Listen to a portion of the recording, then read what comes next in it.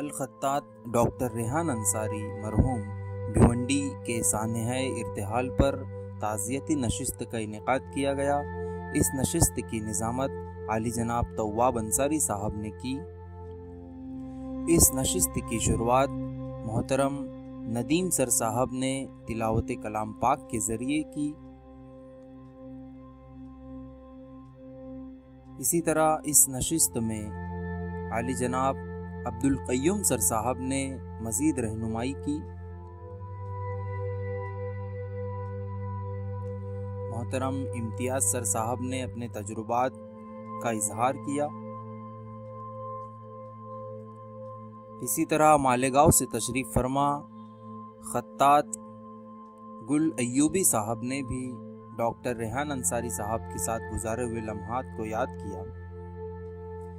محترم نثار سر صاحب نے بھی ڈاکٹر ریحان انصاری سر صاحب کے متعلق باتیں شیئر کی۔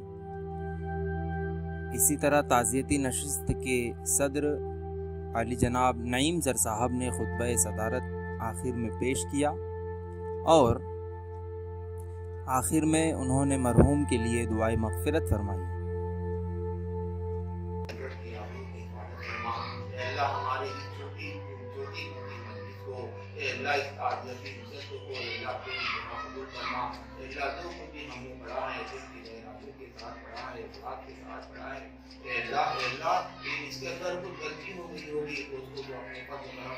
اللہ آپ کو جنت الفردوس میں اعلیٰ مقام عطا کرے، آمین۔ میں اپنے فن کی بلندی سے کام لے لوں گا، مجھے مقام نہ دو، خود مقام لے لوں گا۔ ڈاکٹر ریحان انصاری، جن کی اچانک موت نے ان کے لاکھوں چاہنے والوں، دوستوں اور شاگردوں کو شدید غم میں مبتلا کر دیا ہے۔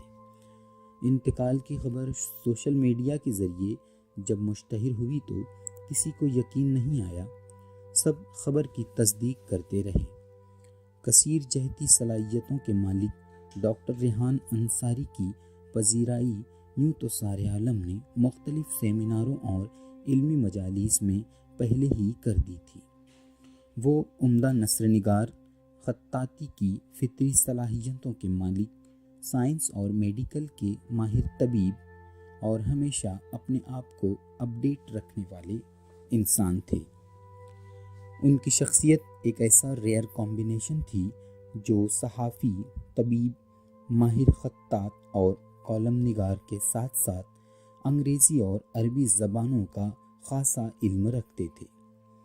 BUMS کے بعد انہوں نے MA بھی کیا اور PhD بھی کر رہے تھے۔ مولانا آزاد اوپن یونیورسٹی سے صحافت کی ڈگری بھی حاصل کی تھی۔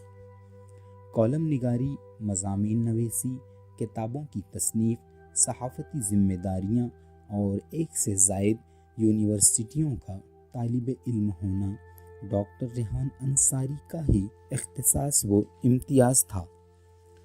جنازے میں سوگواروں کی بھیڑ میں شامل شانتی نگر بھیونڈی کے مزدور و غریب طبقہ کی کثیر تعداد ان کی غربہ پروری کا تعارف کروا رہی تھی۔